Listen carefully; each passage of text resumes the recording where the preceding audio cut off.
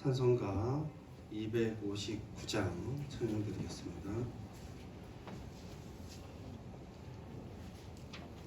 259장 찬양드리겠습니다.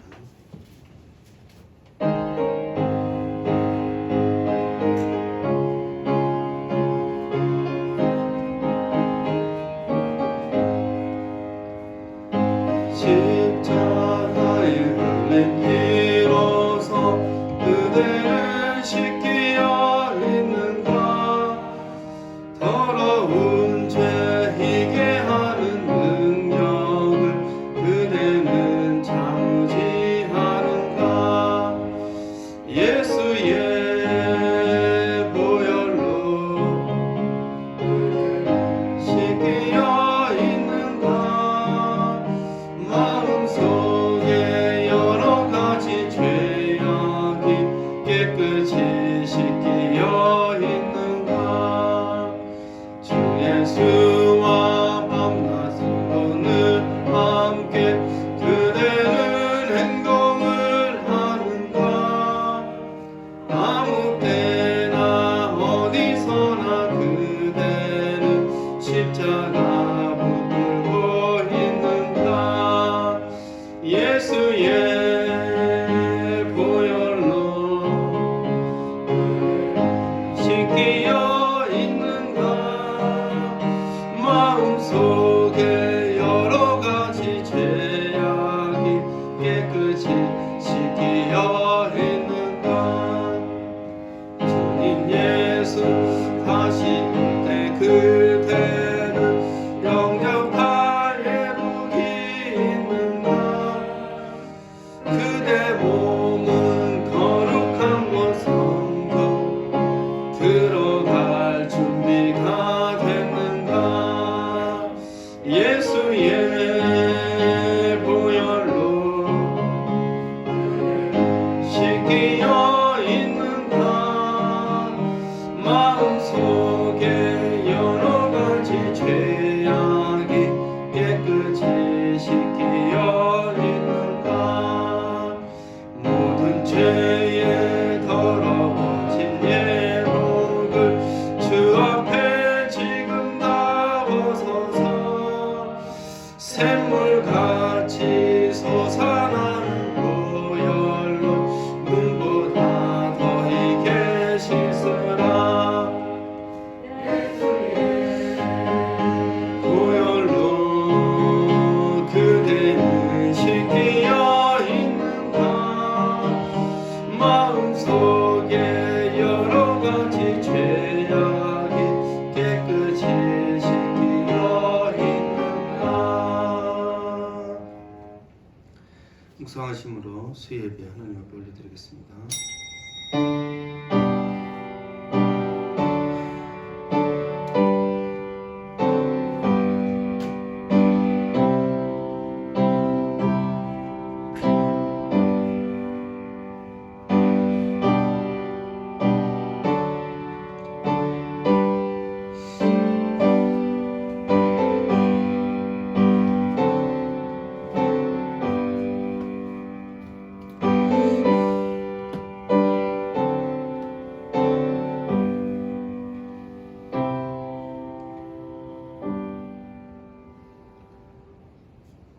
하나님 아버지, 오늘도 불러주시니 감사드립니다.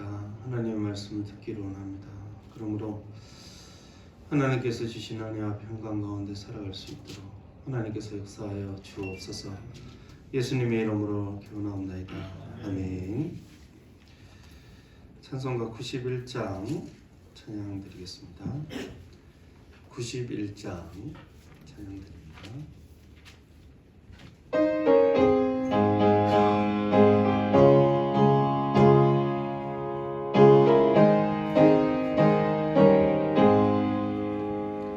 슬픈 마음 있는 사람 예수를 믿으면 영원토록 변함없는 기쁨 마음 얻으리.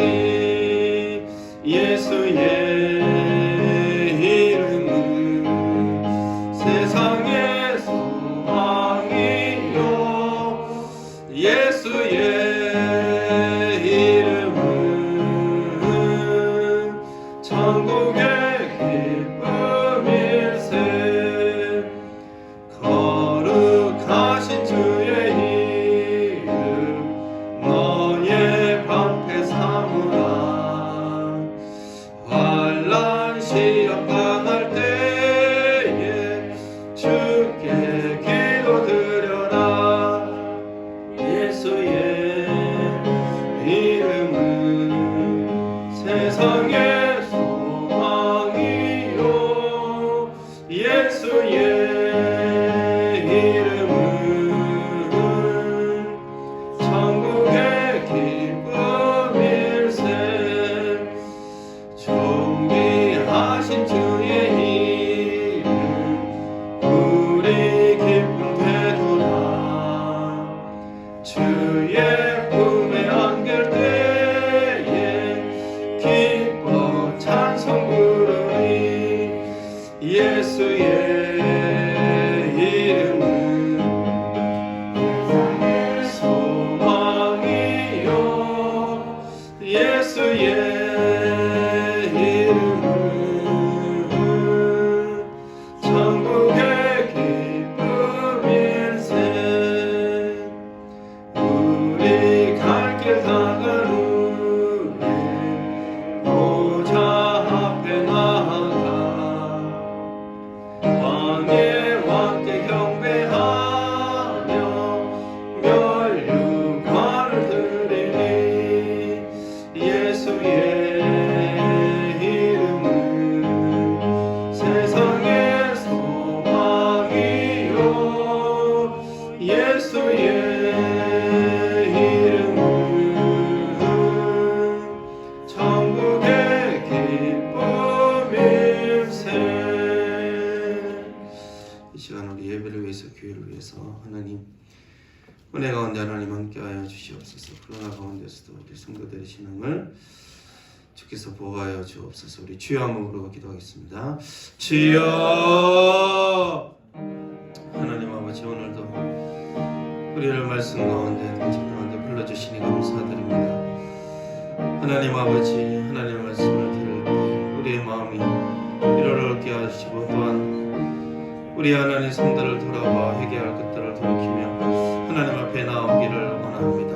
또한 하나님, 우리 코로나 가운데서도 우리 성도들 함께하여 주시기를 원합니다. 어디서 무엇을 하든지 하나님 지켜주옵소서. 주여, 이 예배 자리를 기억하게 하시고 하나님의 말씀과 기도 가운데 있을 수 있도록 하나님 도우시기를 원합니다. 하나님의 은혜가 아니고서는 살아갈 수 없사오니 하나님 도우시기를 원합니다. 주님, 주께서 살아계신 하나님께서 역사하여 주셔서 우리의 삶을 살아가는 모든 이유가 되시며 모든 주께서 주시는 은혜와 평강 가운데 살아갈 수 있도록 하나님께서 역사하여 주옵소서. 주님, 인도하여 주시기를 원합니다. 오늘 예배 가운데서도 하나님 참석하신 모든 성도들 가운데 심령 가운데 하나님 말씀하여 주시고 하나님의 말씀 가운데 다시 한번 샘을 얻을 수 있도록, 그러므로 하나님 아버지 하나님 뜻대로 살아갈 수 있도록 하나님 도우시기를 원합니다. 하나님 감사드립니다. 하나님, 우리를 예배를 인도하여 주시고 예배 가운데 다시 한번 주의 백성으로 살아가 하나님 능력을 더하여 주시니 감사드립니다. 주님 함께하여 주시옵소서. 살아계신 하나님, 이 수예배 가운데 우리를 불러주시니 감사드립니다. 주의 살아계신 가운데 하나님의 말씀이 능력이 있어서 우리의 심령을 다시 한번 서성케 하여 주시고 한 3일 동안 살아가는데도 능력 가운데 살아갈 수 있도록 하나님께서 은혜 내려 주옵소서. 주께서 함께 하심을 믿사옵고 예수님 이름으로 기도드립니다. 아멘. 말씀은 로마서 2장 1절에서 29절 말씀. 로마서 2장 1절에서 29절 말씀이 좀 깁니다. 그래서 17절부터 29절 말씀 읽도록 하겠습니다. 17절부터 29절 말씀 한 절씩 교독하시겠습니다. 유대인이라 불리는 내가 율법을 의지하며 하나님을 자랑하며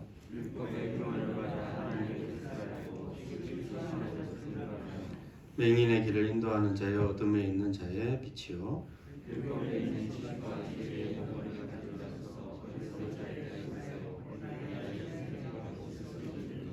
그러면 다른 사람을 가르치는 내가 내 자신은 가르치지 아니하느냐?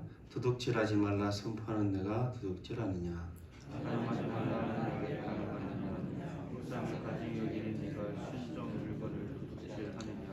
율법을 자랑하는 내가 율법을 범함으로 하나님을 욕되게 하느냐?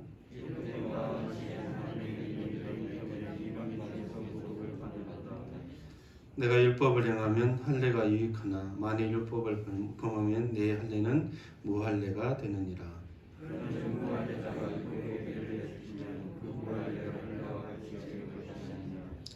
또한 본래 무할례자가 율법을 온전히 지키며 율법 전문가 할례를 가지고 율법을 권하는 너를 정죄하지 아니하겠느냐.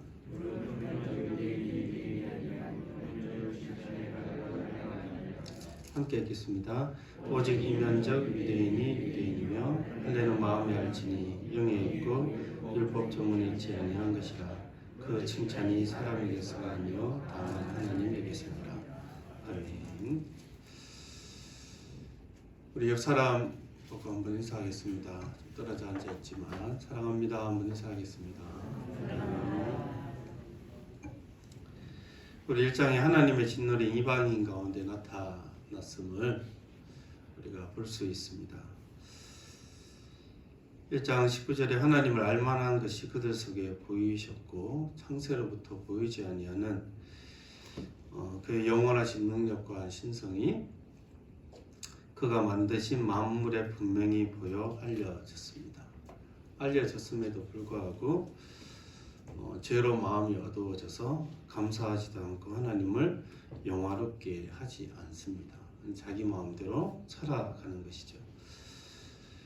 그래서 하나님께서는 이 죄의 어떤 심판을 어떻게 하시느냐. 24절에 1장 24절에 보시면 그러므로 하나님께서 그들을 마음의 정욕대로 더러움에 내버려 두사 그들의 몸을 서로 욕되게 하셨다. 26절에도 내버려 두시고 28절에도 그 상실한 마음대로 내버려 두사 이 버려 뒀다는 것이 반복적으로 나타납니다. 하나님의 심판이 독특하게도 물론 그때 갑자기 번개를 내려서 이렇게 심판하실 수도 있지만 자연재해를 통하여서도 그렇게 하실 수 있지만 기본적으로 하나님의 심판 로마서에서는 버려둠으로 나타납니다. 그러니까 하나님께서 간섭하시지 않고 가만히 놔두면 인간은 그냥 타락하게 되는 것입니다. 남자들도 순리대로 여자 쓰기를 부리고 여자와 이렇게 사랑하기를 부리고 서로 향하여 남자와 남자, 여자와 여자 이렇게 영리로 취하게 되었다는 것이죠. 몸도 타락했고 마음도 타락했고 입술로 말하는 것이나 모든 하는 일들이 타락했다는 이야기를 하고 계시는 것입니다. 하나님께서 그 간섭하기를 중단하는 순간 인간은 모든 불의와 추악과 탐욕과 악의가 가득하고 수근수근하고 교만하며 악을 도모하게 됩니다. 모든 것에서 죄의 결과를 나타내는 것이죠. 하나님께서 간섭하시지 않는 세상은 무시무시해지는 것이죠. 그러나 하나님께서는 성도와 교회를 간섭하십니다. 그들에게 돌이키시는 은혜를 주시는 것이죠. 우리 성도들이 하나님의 뜻 가운데 살아갈 때 모르겠습니다. 어쩌면 내 마음대로 혹 살고 싶은데 하나님이 나를 너무 귀찮게 하신다라고 생각이 들 때가 있는지 모르겠습니다. 내 마음대로 하고 싶은데 여러분 그것은 아주 좋은 것입니다. 하나님이 여러분 너무 감사를 한다고 생각할 때 마음에 좀 미운 마음이 쫙 생기려고 하는데 죄책감이 드는 거예요. 그 사람을 미워하려 잠을 못 이루. 여러분 그건 아주 좋은 것입니다. 하나님이 간섭하고 계시거든요. 난 내 마음대로 왜 되는 일이 없고 내 마음대로 하고 싶은데 하나님은 내 뜻대로 이루어지는 거 별로 없고 이렇게 생각하시는 분은 아주 좋은 상태예요. 지금 아주 좋은 상태로 신앙생활을 하고 계시는 겁니다. 하나님이 지금 간섭하고 계시는 것이죠. 그건 성도라는 정보가 되는 것입니다. 나는 내 마음대로 다 살았습니다. 일주일도 내 멋대로 살았고 내 먹고 싶은 거 하고 싶은 말 마음에 악한 그런 마음들도 내 마음대로 이렇게 살아봤습니다. 그런데도 죄책감이 없고 하나님의 간섭하심이 없으면 그게 좀 이상한 것이죠. 여러분 저와 여러분을 간섭하시는 하나님의 은혜를 늘 기억하는 성도들 되시기를 주의 이름으로 축원합니다. 하나님의 이 의로운 진도는 이방인 가운데 나타났지만 오늘 2장에 읽었던 2장 1절에 시작하죠. 상대적으로 도덕적인 사람들에게도 나타났습니다. 1절 같이 한번 읽어보겠습니다. 시작. 그러므로 남을 판단하는 사람아, 누구를 막론하고 내가 핑계하지 못할 것은 남을 판단하는 것으로 내가 너를 정죄함이니 판단하는 내가 같은 일을 행함이니라. 상대적으로 자신이 도덕적으로 더 낫다고 생각하는 사람들의 특징은 남을 판단합니다.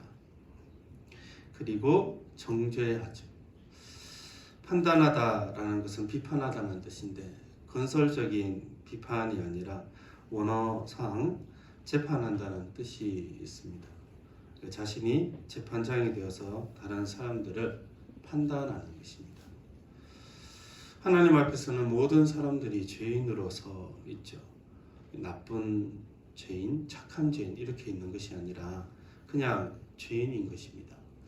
도덕적인 사람들은 불만이 있을 것입니다. 아니 나는 저 사람보다 그렇게 탐욕적이지도 않고 정욕적이지도 않고 그렇게 거만하지도 않은데 왜 나를 저 사람과 똑같이 취급하냐 이렇게 생각할 수 있습니다. 근데 여러분, 하나님 앞에서의 죄는 하나님을 인정하지 않고 자기 마음대로 살아가는 그런 상태를 그냥 죄인의 삶의 상태라고 이야기합니다. 주를 믿지 않는 자연적인 사람의 상태를 죄인의 상태로 성경은 이야기하고 있죠. 조금 착하게 살든 나쁘게 살든 그런 경중의 차이는 있지만 자기 마음대로 살아가는 것이 죄이며 그렇게 아담과 하와처럼 하나님을 떠나서 죄의 삭신 사망을 맺게 되는 것입니다. 저절로 죽는 것이 아니라 모든 사람들이 죽는 이유는 죄인이기 때문입니다. 하나님을 떠난 죄인들은 죽게 되죠. 죄의 모습이 그 경중이 다를 수는 있습니다. 그런데 죽음이라는 결과를 반드시 맺게 되는 것입니다. 예를 들어서 죽을 병에 걸린 사람들이 있다고 하면 고통의 정상이 좀 큰 사람이 있고 작은 사람이 있죠. 근데 결과적으로 죽을 병에 걸렸다는 것은 변하지 않습니다.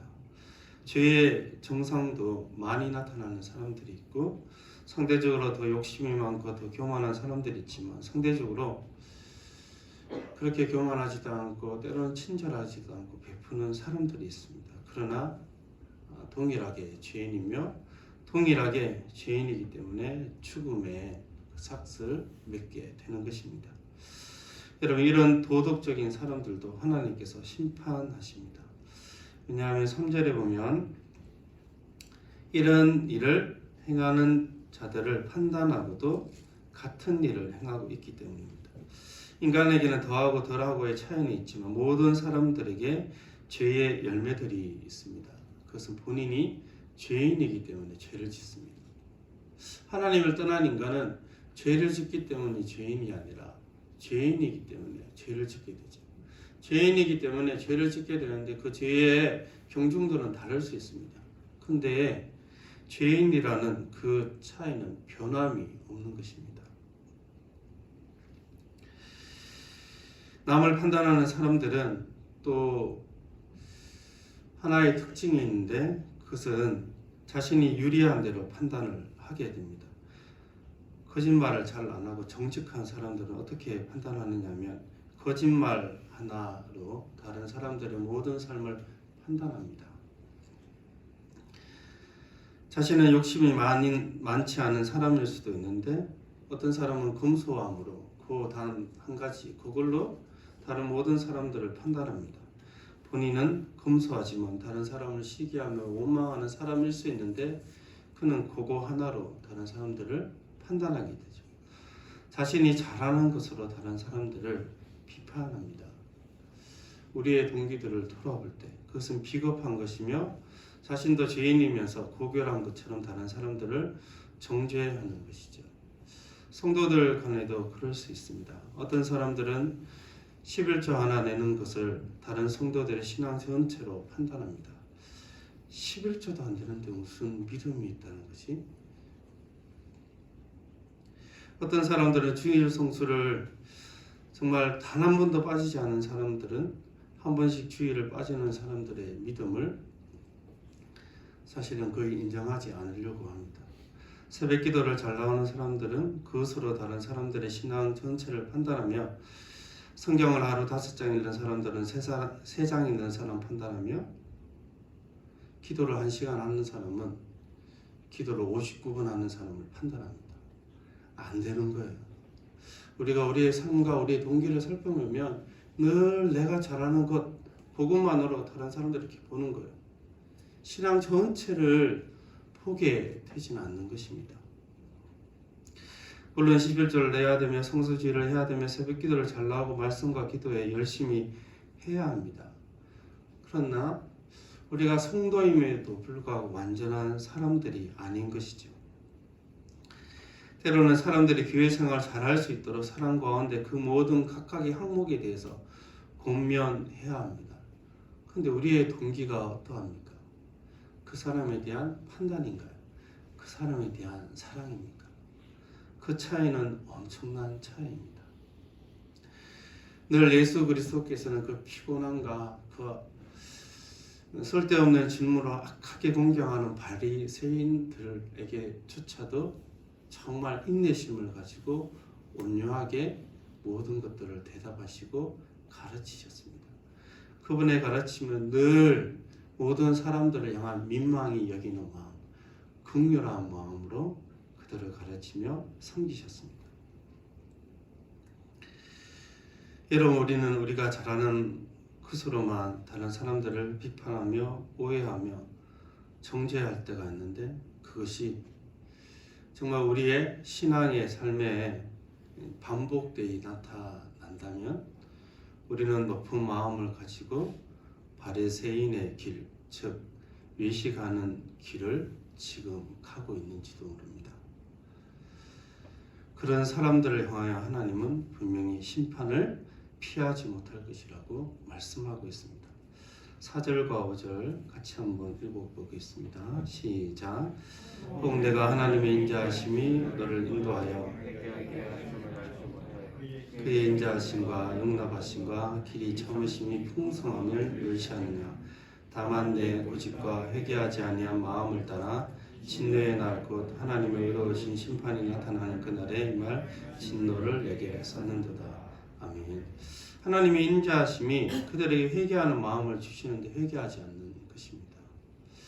예수님 시대에도 세리와 죄인들이 하나님 앞에 많이 나왔지만 상대적으로 도덕적이라고 자부했던 바리새인들은 잘 회개하지 않았습니다. 하나님의 인자하심과 용납하심과 정말 이 묘사 하나하나를 잘 보십시오. 길이 참으심을 멸시하는 것입니다. 회개하지 않는다는 것은 나는 회개 안 해? 이 차원이 아닌 것이죠. 하나님의 그 크신 인자하심과 용납하심과 길이 참으심, 인생 끝까지 가서도 예수 안 믿는 그 마음, 정말 인생 끝까지 길이 참으시고 기회를 주시는데도 저는 예수 안 믿습니다 하고 이렇게 자신의 생을 마감하는 그 사람, 물론 너무 불쌍하고 긍휼히 여기지만 하나님의 측면에서 볼 때는 정말 인자하신가 용납하신가 길이 참으심을 그는 결론적으로 멸시하는 것입니다. 여러분, 회개는 은혜입니다. 회개는 기본적으로 내가 의지적으로 회개해야지 이렇게 시작되는 것이 아니라 오늘 보니 하나님의 인자하심이 너를 인도하는 겁니다. 그래서 회개하게 하시는 거죠. 하나님이 우리 마음을 인도하셔서 회개하게 하세요. 성도는 늘 하나님이 죄를 지으면 죄책감을 들게 해서 인도하세요. 회개로. 그래서 우리가 회개하게 만드는 것입니다. 그래서 회개라는 것이 얼마나 큰 은혜이며 축복입니까?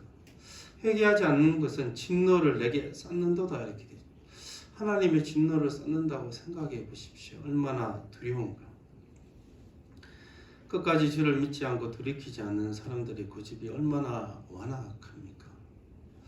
성도는 늘 회개하는 사람입니다.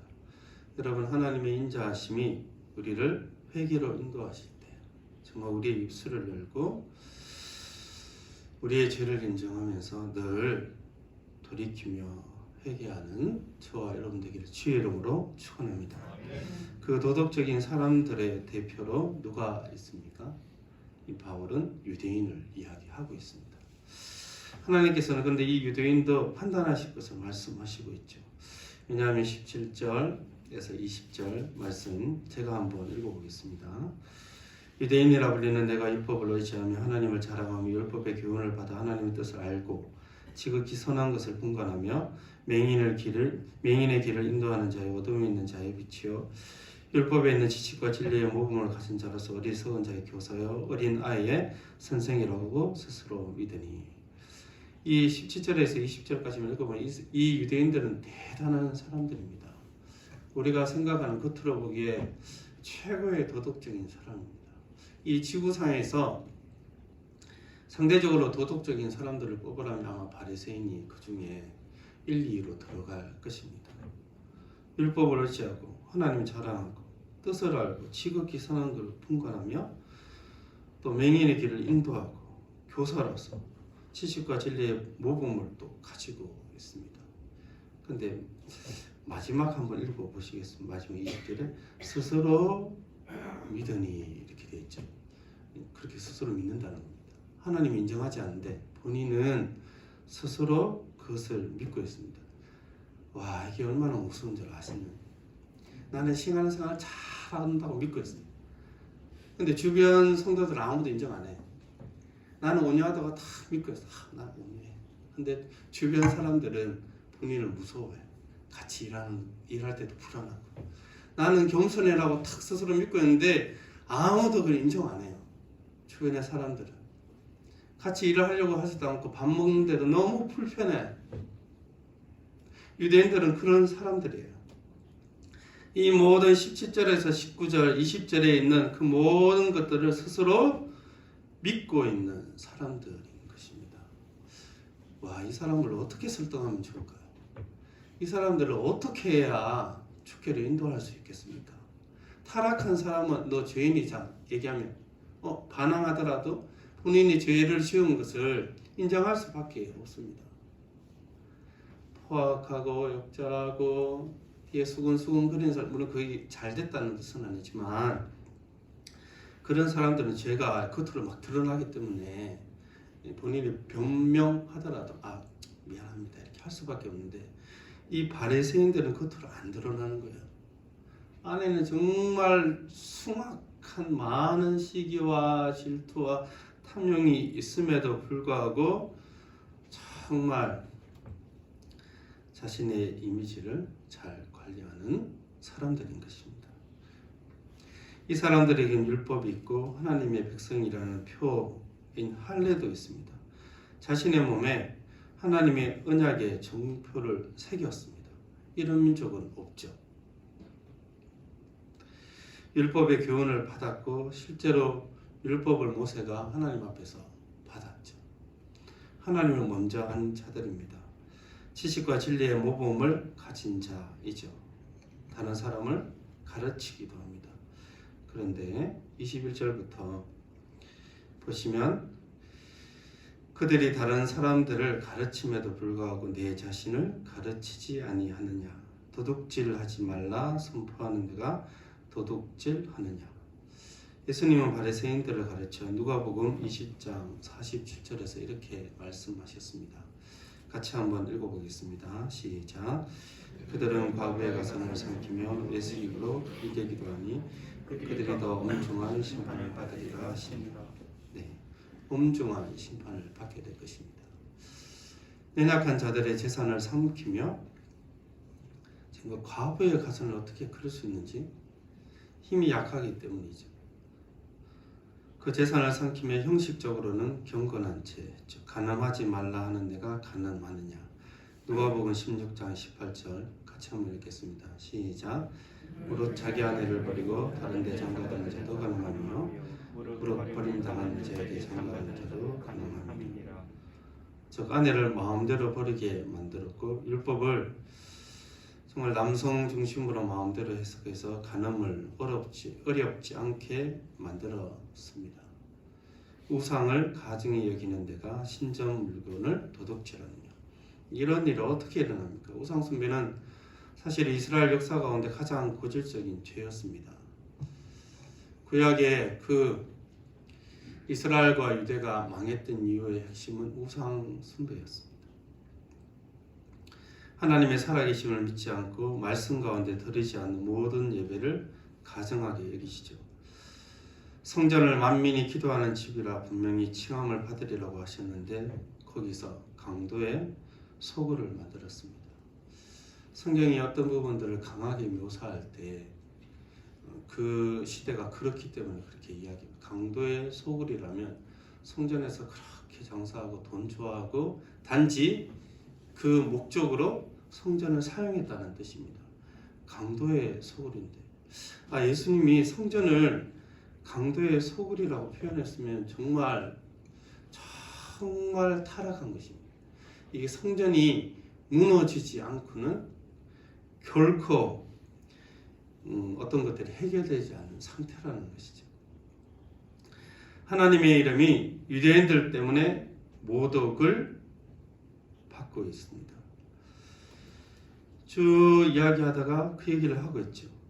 하나님의 이름이 23절 율법을 자랑하는 내가 율법을 범함으로 하나님을 욕되게 하느냐. 24절 하나님의 이름이 너희 때문에 이방인 중에서 모독을 받고 있다.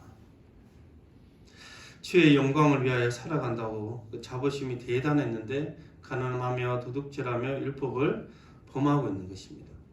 율법을 소유했다, 먼저 받았다, 또 할례를 받았다는 것이 자동적으로 하나님의 백성으로 만들어주지 않는다고 바울은 이 성경을 분명하게 이야기하고 있는 것입니다.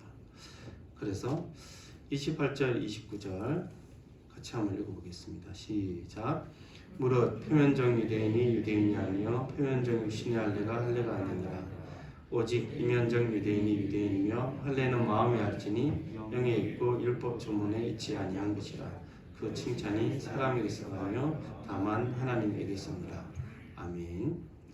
이 성경 본문을 쉬운 성경으로 이렇게 읽어보면 그러므로 그 모습만 유대인인 사람은 진정한 의미에서 유대인이 아닙니다. 그리고 몸에만 행해진 할례는 진정한 의미에서 할례가 아닙니다. 마음으로 유대인인 사람이 진정한 의미에서 유대인입니다. 그리고 율법이 아니라 성령을 따라 마음에 받는 할례가 진정한 의미의 할례입니다. 그런 사람은 사람이 아니라 하나님께로부터 칭찬을 받습니다.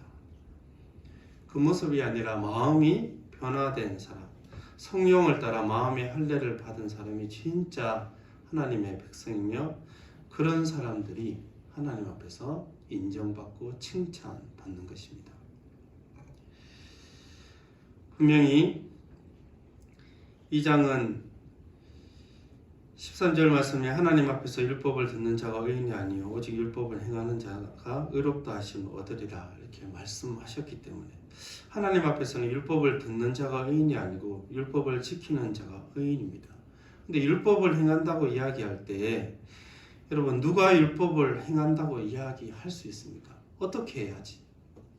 하나님 앞에서 율법을 행한다는 뜻은 갈라디아서 3장 10절 말씀에 무릇 율법 행위에 속한 자들은 저주 아래 있나니 기록된 바 누구든지 율법 책에 기록된 대로 모든 일을 항상 행하지 아니하는 자는 저주 아래 있는 자라 하였음이라. 그러니까 율법을 행했다라고 이야기할 수 있으려면 어떻게 율법을 행해야 하느냐 하면 기록된 대로 행해야 되며 항상 행해야 합니다. 모든 율법을 행하는 것뿐 아니라 항상 행해야 되죠. 그럴 때 율법을 지켰다 이렇게 이야기할 수 있는 것입니다. 율법이 하라는 명령과 하지 말라는 명령을 다 합해서 613가지이지만 특별히 요약해서 10계명인데 모든 것을 항상 행할 수 있겠습니까? 10계명 전체를 1계명부터 시작해서 너는 나 외에 다른 신들을 섬기지 말라부터 시작해서 살인, 도둑질, 내 부모를 공경하라, 안식일 거룩하게 지키고 또 마지막에 마음에 대한 율법도 있습니다. 내 이웃의 집을 탐내지 말라는 마음에 대한 율법들을 정말 행동과 마음으로 완전하게 항상 지키는 사람들이 있습니까? 실수하면 안 됩니다. 기록된 대로도 지켜야 되죠. 바리새인들은 율법을 지켰다고 생각했습니다. 근데 그들은 성경대로 지킨 것이 아니라 축소시켜 율법을 지켰죠. 그래서 외식하며 회칠한 무덤이라는 말을 예수님께 들은 것입니다. 그러면 반 이상 지키면 그래도 칭찬받지 않을까요? 반 이상. 율법의 반 이상. 그러면 그래도 반 지켰으니까 아우 잘했다, 착하다 인정받지 않을까요? 이렇게 이야기할 수 있는데 그렇지 않습니다. 야고보서 2장 10절에서 11절 말씀 같이 한번 읽겠습니다. 시작. 누구든지 온 율법을 지키다가 그 하나를 범하면 모두 범한 자가 되나니 간음하지 말라 하시니가 또한 살인하지 말라 하셨은즉 내가 비록 간음하지 아니하여도 살인하면 율법을 범한 자가 되느니라. 아멘. 율법의 성격상 하나만 지키면 그거라도 잘했지라고 말하는 것이 아니라 하나하나가 하나님의 성품을 반영하며 그것을 말씀하신 하나하나가 하나님의 의이기 때문에 그 하나를 범하면 하나님의 말씀을 어긴 것으로 성경은 간주합니다. 몇 가지만 지켜서 괜찮은 사람인데 이렇게 생각하게 되면 하나님의 의를 축소시키는 결과가 나타나게 되죠. 하나님을 거짓말하는 자로 여기게 만듭니다. 살인을 하지 말라 하신 분이 간음하지 말라 하셨는데 자기가 지키기 쉬운 율법을 지켜놓고 안심하는 것은 다른 율법을 하나 지키고 난데 다른 율법 안 지키는 것은 그 다른 율법 각각에 대해서 동일한 넓이와 깊이와 무게로 말씀하신 하나님을 멸시하는 것입니다. 완전한 하나님이 아니라 자기가 지킬 수 있는 것만 지켜서 자기의 의를 주장할 수 있게 하는 불완전한 하나님으로 여기게 되는 것이죠. 여러분, 하나님은 완전한 의를 갖고 계십니다. 그러므로 그는 완전한 의를 요구하시죠. 그가 완전한 의를 요구하지 않으시면 몇 가지 중에 두 가지만 해도 어렵다고 얘기해 줄게 이렇게 이야기하신다면 그분은 하나님이 되실 수 없습니다. 그리고 그는 누군가를 어렵다거나 불의하다고 판단하실 수 없습니다. 그래서 우리는 어떻게 해야 됩니까? 이방인이든 유대인이든 다 심판 가운데 있다고 바울은 실제로 로마서 1, 2장에서 선포합니다. 그리고 정말 유대인이든 이방인이든 너가 정말 하나님 앞에서는 피할 수 없는 죄인이며 구제불능인 죄인이라는 것을 인정하기를 원합니다. 죄인 취급하는 것이 아니라 그냥 죄인이다 이야기를 하고 싶은 겁니다. 그리고 네, 저는 죄인입니다 라고 그렇게 인정하는 사람들에게 3장 21절의 말씀을 시작하는 것입니다. 우리 3장 21절, 22절 같이 한번 읽어보겠습니다. 시작. 이제는 율법 외에 하나님의 한 의가 나타났으니 율법과 선지자들에게 증거를 받은 것이라. 곧 예수 그리스도를 믿음으로 말미암아 모든 믿는 자에게 미치는 하나님의 의니 차별이 없느니라. 아멘. 할렐루야. 영어에는 아마 번나오로 되어 있을 겁니다. 21절에 그러나 이제는 율법 외에 한 의가 나타났습니다.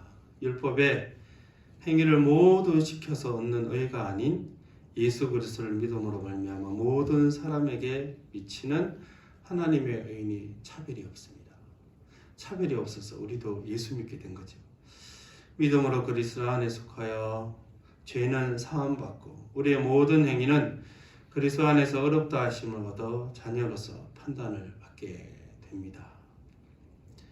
성령 가운데 그리스도 안에서 마음이 변화된 사람이죠. 이제 죄인이 아니라 의롭다 하심을 얻은 자이죠. 옛사람이 죽었습니다. 그 죄인은 주와 함께 죽었습니다. 새로운 피조물이 되었죠. 성경에서는 마음이 새롭게 되었으면 새 사람이라고 이야기합니다. 마음이 새롭게 되었으면 모든 것이 변화된 것처럼 이야기하죠. 에스겔서 36장 26절에서 27절 함께 읽겠습니다. 시작.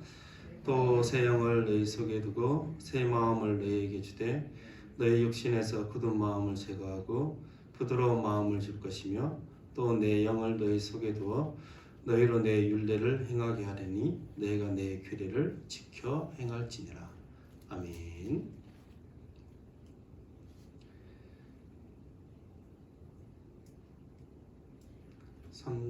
36장입니다. 제가 다시 한번 읽어보겠습니다.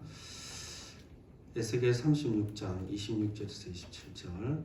또 새 영을 너희 속에 두고 새 마음을 너희에게 주되 너희 육신에서 굳은 마음을 제거하고 부드러운 마음을 줄 것이며 또 내 영을 너희 속에 두어 너희로 내 율례를 행하게 하리니 내가 내 규례를 지켜 행할지니라.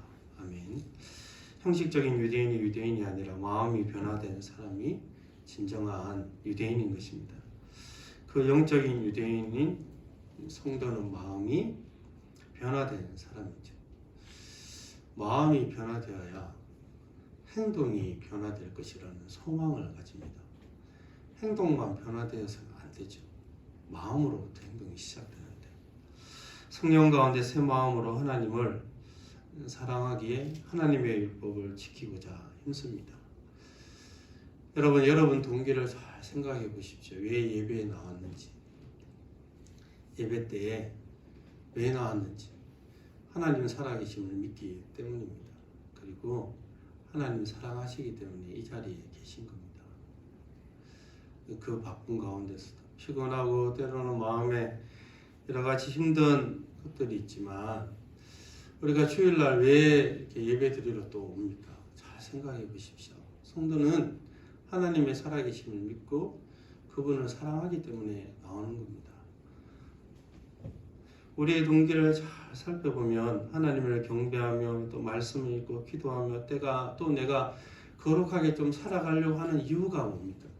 거룩하게 살아가면 100만 원이 주어지고 1000만 원이 주어지거나 명예가 주어지기 때문이 아니라 그런 욕심들도 있죠. 근데 근본적으로 성도의 마음을 자세히 살펴보면 내가 거룩하게 살아가려는 이유는 하나님의 살아계심을 믿고 나를 구원하신 그분에 대한 감사와 사랑이 있기 때문이에요. 여러분의 동기를 잘 생각해 보십시오.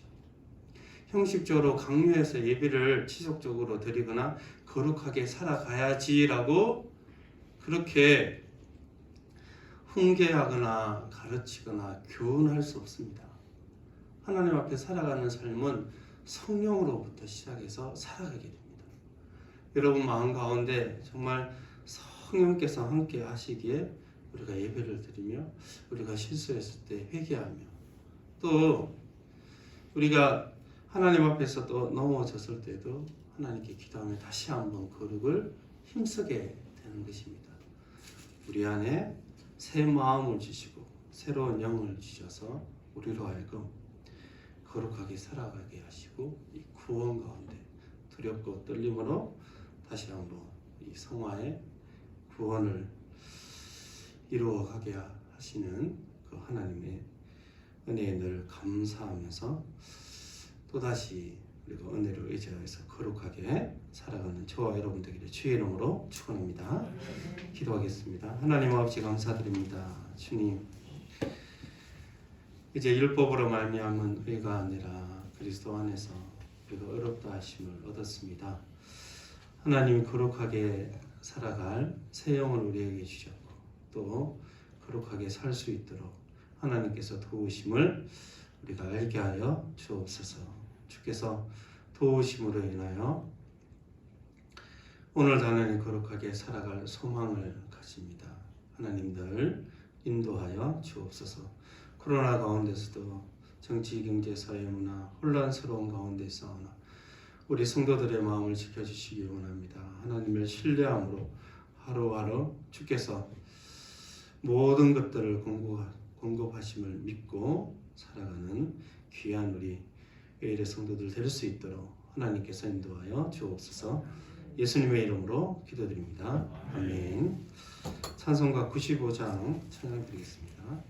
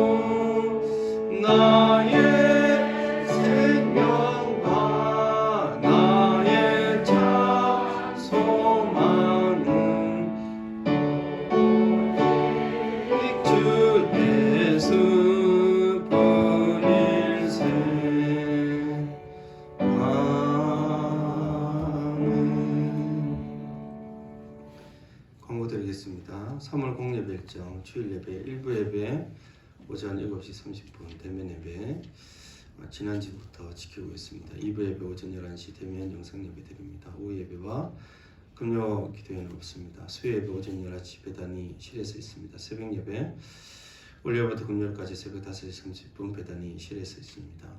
교회학교 주일 예배가 영화부에서 초등부는 영상 예배, 중고등부 영상 실시간 예배, 청년부는 대면 예배로 드립니다. 빨리 코로나가 종결될 수 있도록 많은 기도 부탁드립니다. 기도하겠습니다. 하나님 감사드립니다. 하나님께 예배를 드리고 또한 하나님께 헌물을 올려드립니다. 주님, 늘 우리의 예배와 우리의 삶을 받아 주옵소서. 우리의 물질도 드리오니 주님 받아 주시기를 원합니다.